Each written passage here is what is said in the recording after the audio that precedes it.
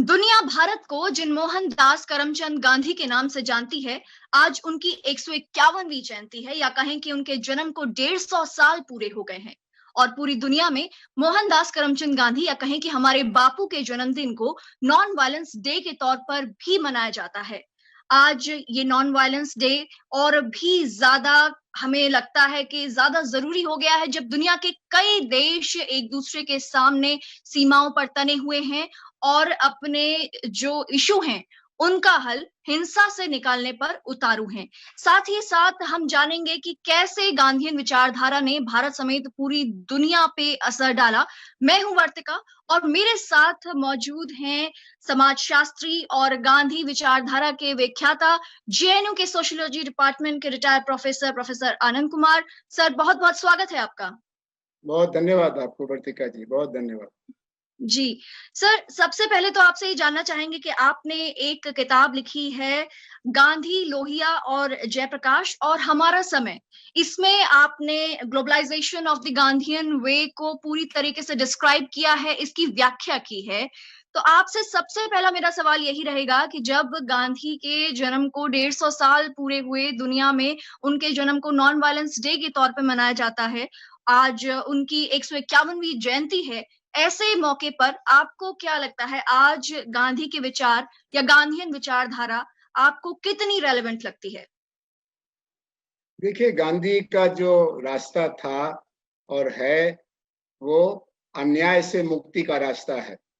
और अन्याय दुनिया में घटे हैं कि बढ़े हैं, ये अलग अलग नजरिए से तय हो सकता है।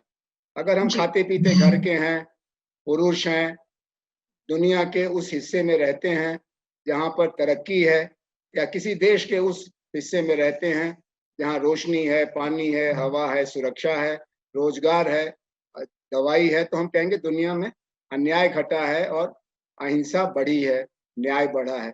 लेकिन अगर हम पीड़ित हैं, अन्यायों से लड़ रहे हैं, हमारी कोई सुनवाई नहीं हो रही है और हम दमन के शिकार हैं, चाहे पुरुषों द्वारा, चाहे जातियों का, चाहे धर्मों का, चाहे सरकारों का या देशों का, तब हम कहेंगे कि दुनिया में हिंसा घटी नहीं है और लड़ने के रास्ते बेहतर नहीं हुए हैं और हमको रास्तों की जरूरत है। और अगर आपको रास्तों की जरूरत है तो गांधी बहुत प्रासंगिक हैं, क्योंकि कई तरह की संभावनाओं में एक हिंसा का भी रास्ता है।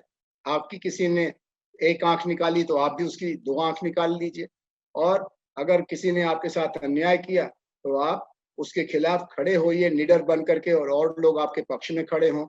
और तीसरा रास्ता है कि अगर आप अन्याय से पीड़ित हैं तो चुपचाप बर्दाश्त करिए और कहिए कि ये तो हमारी नियति है, हमारी किस्मत है, हम कमजोर क्यों हुए, हम जब कमजोर हैं तो हमारे साथ मजबूत अन्याय करेगा ही, और आप चुप रहिए, बर्दाश्त करिए, कायर बनिए। अब इन्हीं रास्तों में एक रास्ता गांधी का भी है कि हम आपके अन्याय के खिलाफ आपको और बाकी समाज को जागृत करना चाहेंगे। हमको मालूम है कि आप माँ के पेट से अन्यायी पैदा नहीं हुए थे, व्यवस्था ने आपको इस दुराचार का रास्ता दिखाया, चाहे आप जी, हिंसा करते हो, चाहे आप अन्याय करते हो। तो हम आपको जगाने की कोशिश करेंगे, क्योंकि हम मानते हैं कि मनुष्य मूलतः अपराधी नहीं होता, मनुष्य को बदलने का मौका मिलना चाहिए। लेकिन दूसरी तरफ हम ये भी मानते हैं कि मनुष्य जन्मजात अपराध और अन्याय सहने के लिए पैदा नहीं हुआ है, उसको लड़ने का हक है और जिम्मेदारी है। बिल्कुल। सर, आपने कहा कि लड़ने का हक है मनुष्य को और ये उसकी जिम्मेदारी भी है और अन्याय के खिलाफ उसको लड़ने का हक है, लेकिन लड़ा जाए तो अहिंसा के साथ लड़ा जाए, ये गांधी जी का संदेश था। जब आप लिखते हैं ग्लोबलाइजेशन ऑफ द गांधीयन वे के बारे में, तो किन किन देशों पर आपको महात्मा गांधी का सबसे अधिक प्रभाव नजर आता है?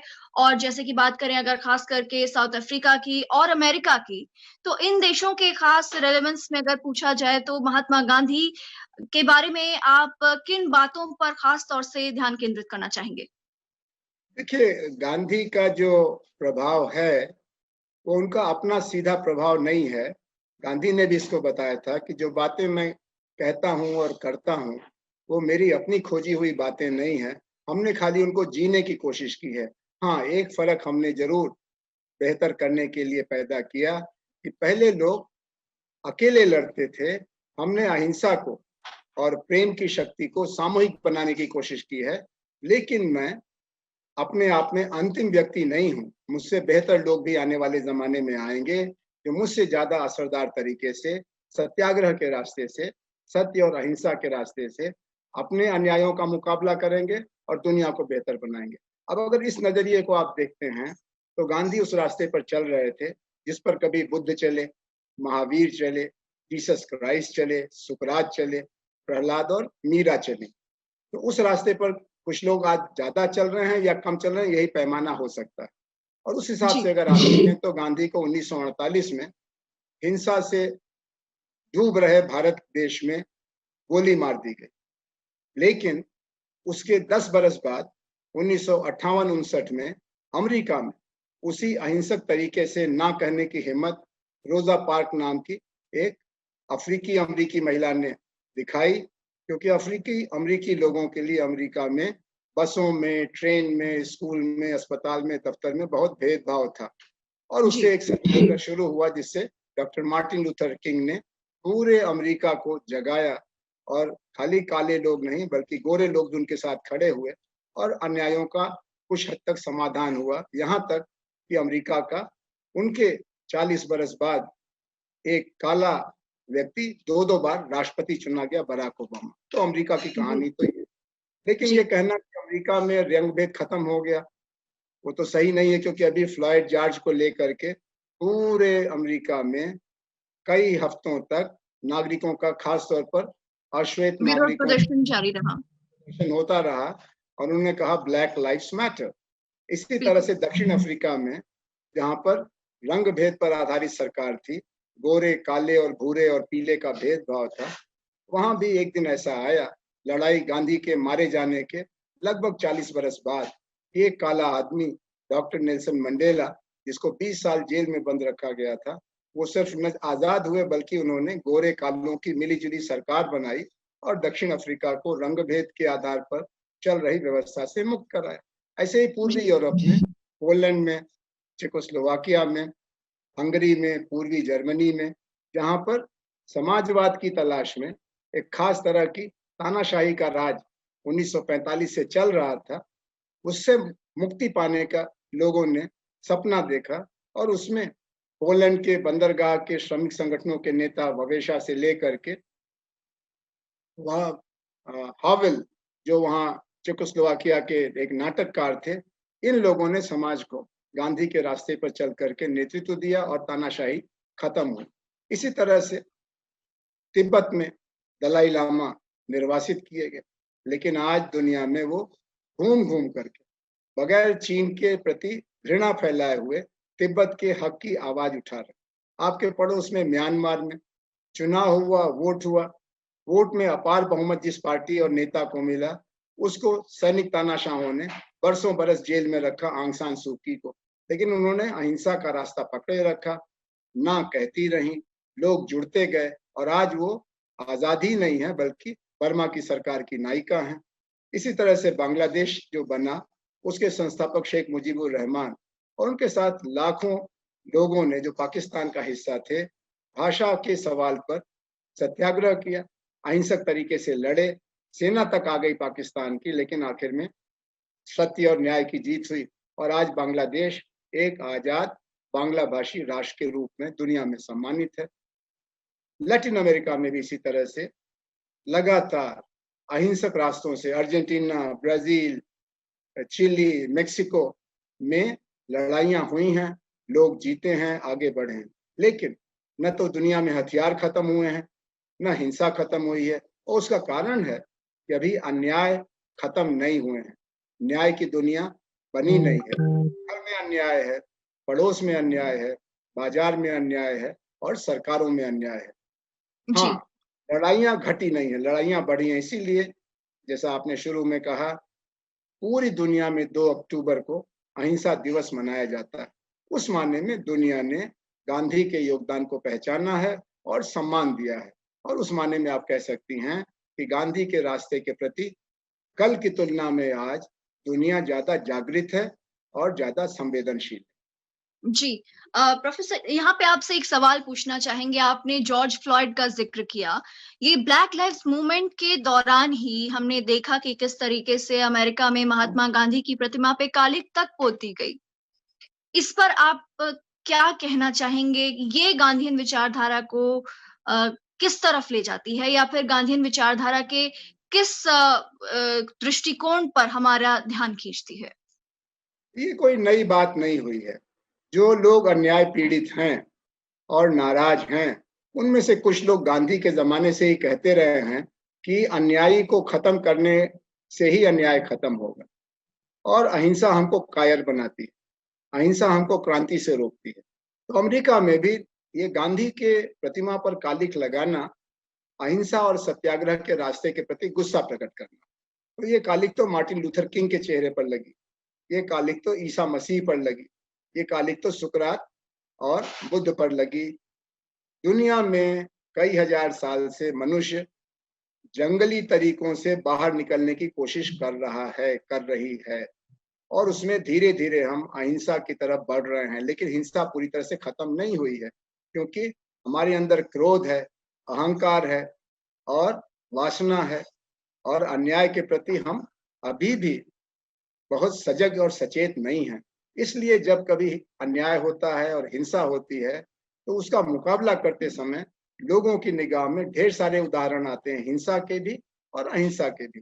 कभी कभी कुछ लोग सोचते हैं कि अहिंसा की बजाय अगर हिंसा से लड़ाई लड़ी जाए तो हम बेहतर नतीजे पाएंगे, लेकिन ये कोई जी। नई बात तो है नहीं।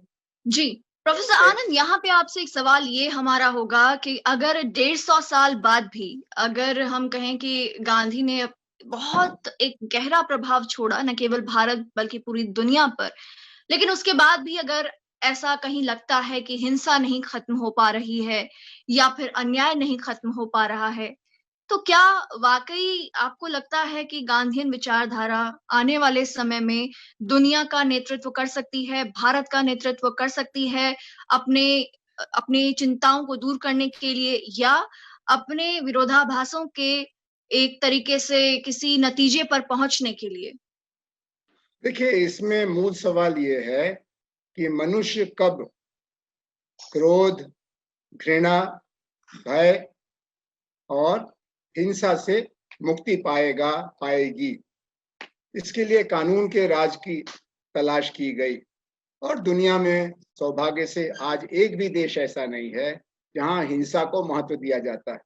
अगर आपने हिंसा की तो आप ही नहीं, पूरी आपकी ताकत के खिलाफ राज्य सत्ता खड़ी होगी, और कहीं कहीं तो हिंसा करने वाले को फांसी की सजा तक भी दी जाती है। हालांकि गांधी के मानने वाले फांसी की सजा के भी खिलाफ। हाँ, ये जरूर है कि पिछले 70 साल में द्वितीय विश्व युद्ध के बाद देशों के बीच में छोटी बड़ी लड़ाइयां तो हुई होंगी, लेकिन विश्व युद्ध जैसी दुर्घटना से हम पीछे हटे हैं। और हिरोशिमा नागासाकी के बाद परमाणु बम बने तो हैं, 7-8 देशों ने बनाया, उसमें भारत और पाकिस्तान भी शामिल हैं, चीन अमेरिका भी शामिल हैं। लेकिन दुनिया में युद्धवादियों की बजाय बुद्धवादियों की ताकत बढ़ी है। जहां भी झगड़े होते हैं देशों के बीच में, एक बड़ा तबका ये कहता है कि हमें युद्ध नहीं, बुद्ध चाहिए। ऐसे ही जी। परिवार के अंदर पुरुषों का जो अहंकार है, उनकी जो स्त्रियों के प्रति हिंसक प्रवृत्ति है, इसको भी कोई माँ और पिता आज आपको ये कहते नहीं मिलेंगे कि तुम दूसरे की या घर की स्त्रियों के साथ अपमानजनक बर्ताव करो। लेकिन जी। अभी आप बताइए, मनुष्य के अंदर कुछ प्रवृत्तियां ऐसी हैं, कुछ संस्कार जी। ऐसे पीढ़ियों से हैं, जिनका जी। मुकाबला करने के लिए अकेले गांधी नाकाफी होंगे। उसमें हमको स्कूल की मदद चाहिए, मीडिया की मदद चाहिए, माँ बाप की मदद चाहिए, सरकारों की मदद चाहिए। और उस मायने में आप समझें कि रास्ता तो है, जैसे हम कहें डॉक्टर की भाषा में कि इलाज तो है, लेकिन हुँ। दवा को खाना भी चाहिए, परहेज करना भी चाहिए। अगर आप परहेज नहीं करेंगे तब आप दवाई को दोष मत दीजिए, फिर तो ये आपके आचरण का दोष है। और इसीलिए जी। माँ के गर्भ से बाहर आने के साथ ही हर स्त्री पुरुष को हिंसा के बारे में, अन्याय के बारे में सजग बनाना, ये गांधी की आखिरी और बुनियादी सीख है। और वो कहते थे कि मैं खुद भी अपने क्रोध पर काबू नहीं पाता, जाने अनजाने मुझसे भी हिंसा हो जाती है। तो ये तो जब गांधी के साथ हुआ तो आम लोगों की तो बात ही अलग। जी, प्रोफेसर आनंद, आपने यहाँ पे स्त्रियों की बात की, महिलाओं की बात की और घरेलू हिंसा की भी एक तरीके से बात की। तो यहाँ पे आपसे ये जानना चाहेंगे कि अभी हमें देखने को मिलता है कि किस तरीके से महिलाओं के प्रति अपराध बढ़ रहे हैं, महिलाओं के प्रति हिंसा बढ़ रही है। आए दिन हमें स्त्रियों के बलात्कार की दर्दनाक खबरें सुनने को मिलती हैं। क्या स्त्रियों के बलात्कार को लेकर या फिर महिलाओं के प्रति हिंसा को लेकर गांधी विचार कुछ मदद कर सकते हैं? क्या गांधी ने स्त्रियों के बारे में और स्त्रियों के प्रति हिंसा के बारे में ऐसा कुछ कहा था जिससे आज का समाज एक बड़ा संदेश ले सकता है? पूरी तरह से गांधी ने स्वयं अपने जीवन में, अपने निजी संबंधों में जो स्त्री के प्रति उनका दृष्टिकोण था, वो शुरू में कितना शर्मनाक था, कितना क्रूर था, और धीरे धीरे कैसे वो सुधरे और आखिर तक सजग बनने का प्रयास करते रहे, ये उन्होंने अपनी धर्मपत्नी कस्तूरबा के साथ अपने व्यवहार की शर्मनाक परिस्थितियों के जिक्र के साथ किया है और बताया है कि मेरी अपने जीवन में मुझे सुधारने में, मुझे अहिंसा की ताकत दिखाने में कस्तूरबा, जो मुझसे कम पढ़ी लिखी थी, मुझसे कम शिक्षित थी, उन्होंने मुझे महान शिक्षक की भूमिका अदा की। गांधी जब जिंदा थे तब भी दलितों के साथ, स्त्रियों के साथ, अल्पसंख्यकों के साथ, गरीबों के साथ भयंकर शर्मनाक घटनाएं होती थी। आप तो जानती हैं कि उनकी जिंदगी के आखिरी दिनों में जब भारत का बंटवारा हो रहा था, तो उस समय हिंदू इलाके में मुसलमानों का, मुसलमान इलाके में हिंदुओं का, चारों तरफ सिखों का, गरीबों का बुरा हाल।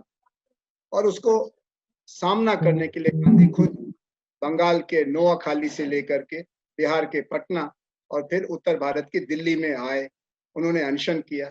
तो उनके समय में ये घटनाएं नहीं होती थी, ये बात नहीं है, लेकिन उन्होंने उसकी अनदेखी नहीं की। आजकल के शासकों की तरह से उस पर चुप्पी नहीं रखी, उन्होंने उसको स्वीकार किया। ये हमारी सभ्यता का दोष है, मानव मात्र के लिए ये चुनौती है। और वो कहते थे कि ये शास्त्रों में लिखा है, कहने से काम नहीं चलेगा कि जिस घर में स्त्री की पूजा होती है वहां देवता रहते हैं। ये कहने से काम नहीं चलेगा, उसको जीना पड़ेगा। और जीने का मतलब है कि औरत और मर्द में पूरी बराबरी होनी चाहिए, शिक्षा में, रोजगार में, घर में, बाहर।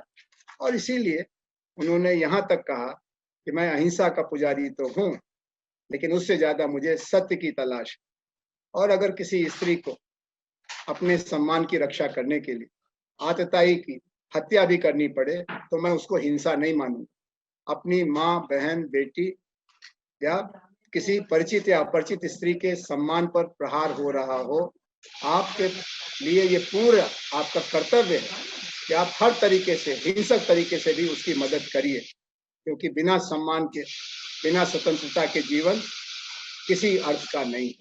तो गांधी की अगर आप तलाश करेंगी तो दोनों समस्या का कारण भी गांधी के विचारों को ठीक से अपनाने के अभाव में है। आज भी बहुत से लोग हैं, वो कहते हैं गांधी की हत्या करके उनके हत्यारे ने ठीक ही किया। ये अहिंसा का पाठ पढ़ा रहे थे, हम लोगों को सबक सिखाना था उन लोगों को जिन्होंने अमुक धर्म के नाम पर या अमुक भाषा के नाम पर देश में ऐसा अत्याचार किया। और यही खबर बाकी जगह भी थी।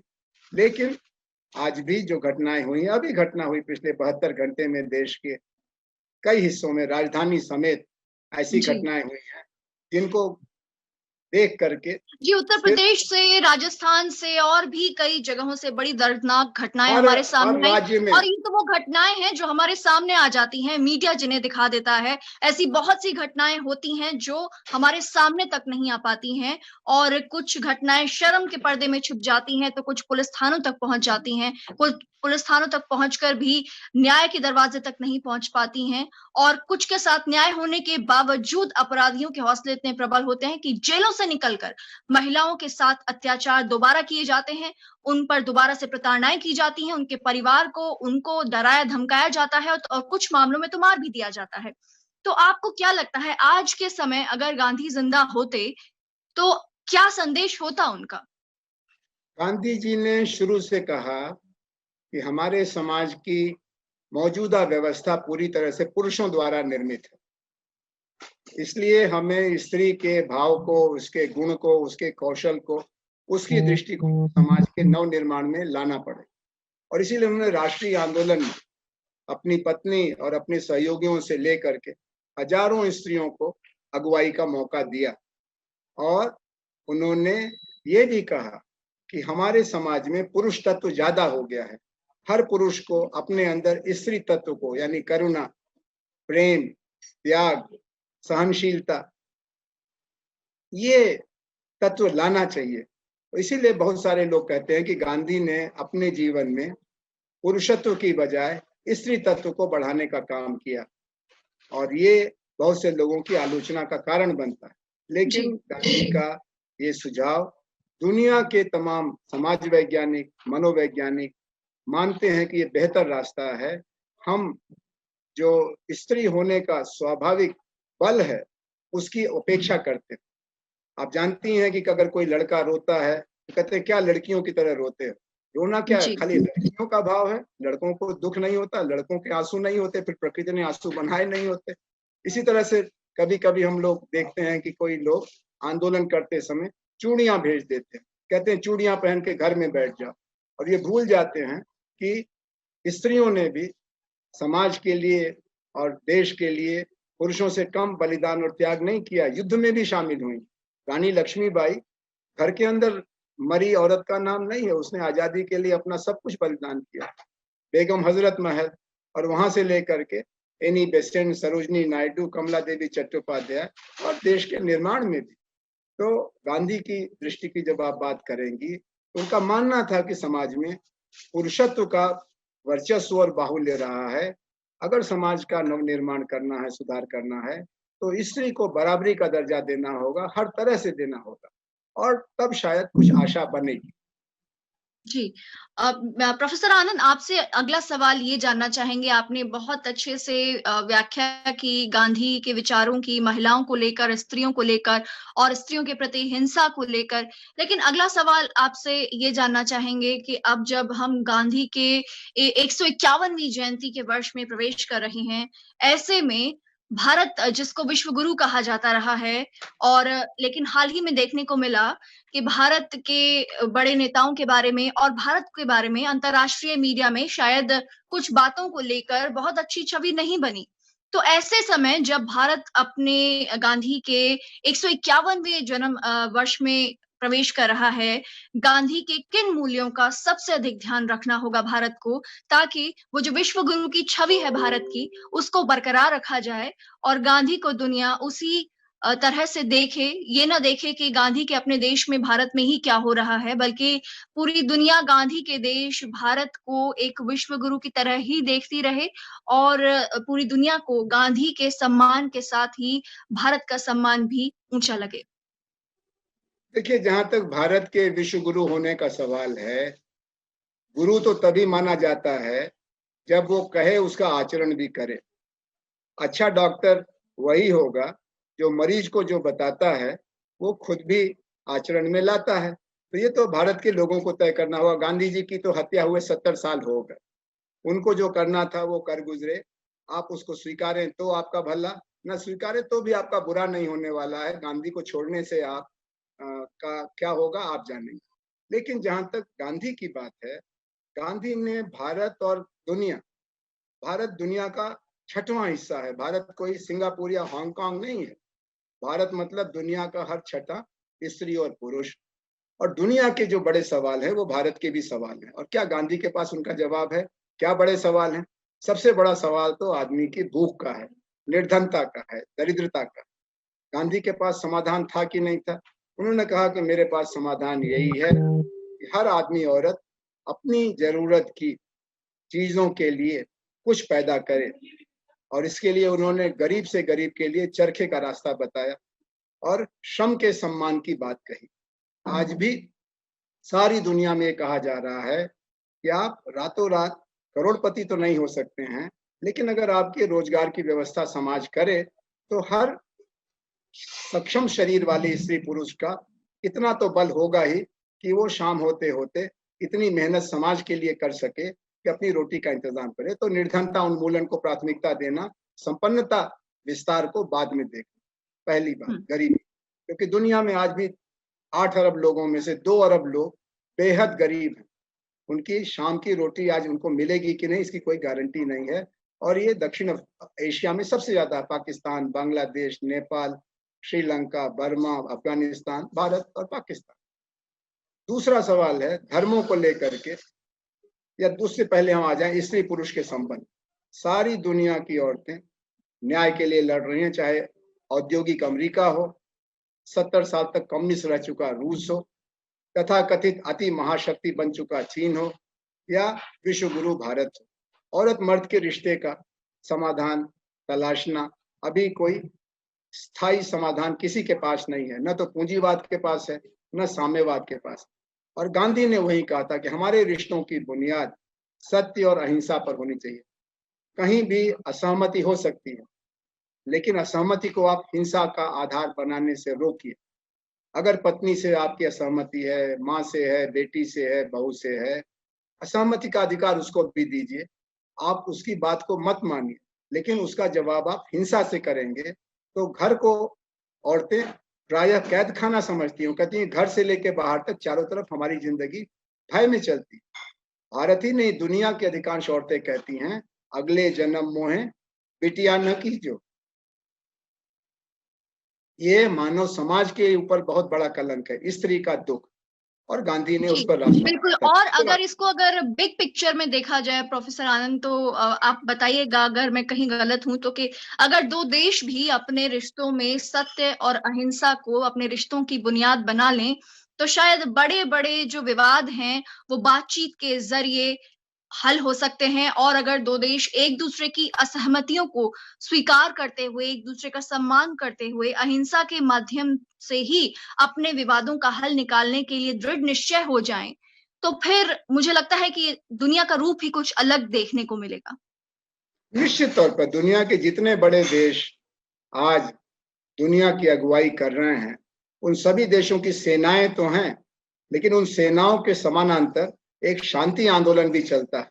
इसीलिए बहुत बड़ी बड़ी बातें करने के बावजूद किसी भी देश के राष्ट्रपति, प्रधानमंत्री या तानाशाह की हिम्मत नहीं पड़ती है कि वो देश को युद्ध की आग में झोंके।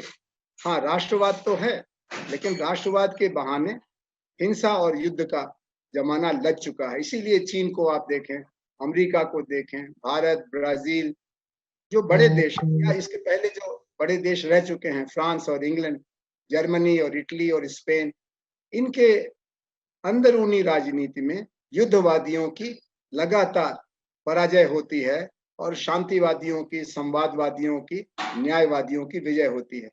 मैं तीसरे सवाल पर आना चाहता था, वो था धर्मों को लेकर।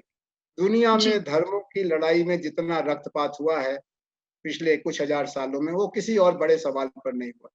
गांधी उन थोड़े से लोगों में से थे जिन्होंने कहा कि हर रास्ता ईश्वर की तरफ ही जाता है। दुनिया का कोई धर्म नहीं है जो शैतान की पूजा करता, और हर रास्ते की अपनी महत्ता है, अपना ऐतिहासिक आधार है। ईसाइयत का, इस्लाम का, हिंदू का, सिख का, बौद्ध का, जैन का। आपस में हम सद्भाव से रहें, हम अपने धर्म के प्रति आत्मविश्वास रखें, लेकिन दूसरे धर्म के प्रति निंदा भाव न रखें। बस एक छोटी सी बात उन्होंने समझाने की कोशिश की है।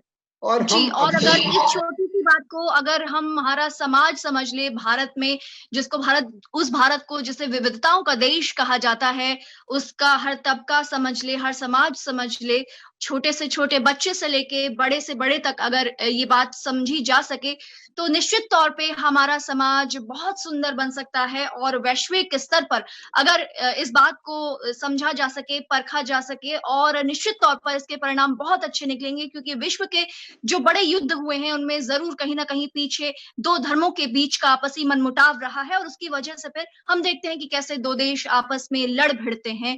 तो आपने प्रोफेसर आनंद कुमार हमारे साथ जुड़ने के लिए, दुनिया तक से जुड़ने के लिए आपका बहुत बहुत शुक्रिया। आपने जो गांधी के विचारों की व्याख्या की है वैश्विक परिप्रेक्ष्य में और सामाजिक परिप्रेक्ष्य में, और खासकर महिलाओं को लेकर अपने विचार हमारे साथ साझा करने के लिए आपका बहुत बहुत शुक्रिया।